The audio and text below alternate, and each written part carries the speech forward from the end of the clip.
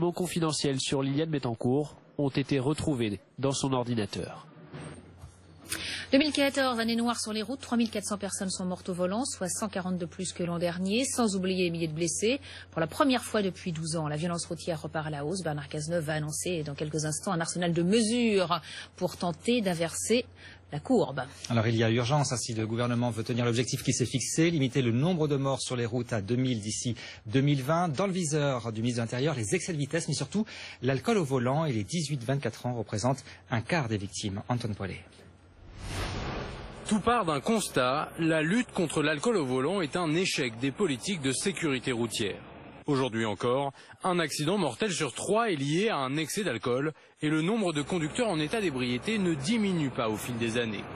Pour lutter contre ce phénomène, le renforcement des contrôles d'alcoolémie est réclamé par les acteurs de la sécurité routière. Les préfets savent les heures où les gens conduisent bourrés, les endroits, les sorties de boîte, le vendredi soir, les pics, on les connaît.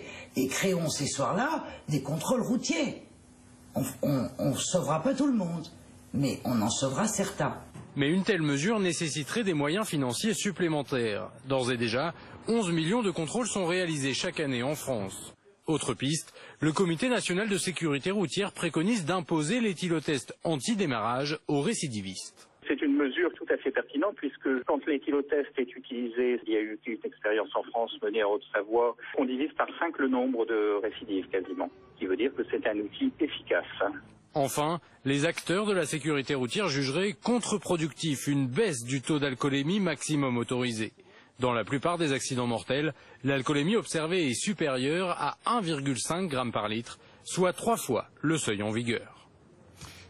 Débat animé en perspective, la loi Macron arrive à l'Assemblée à 16 h. Le ministre de l'économie s'est efforcé de déminer le terrain auprès des députés de la majorité.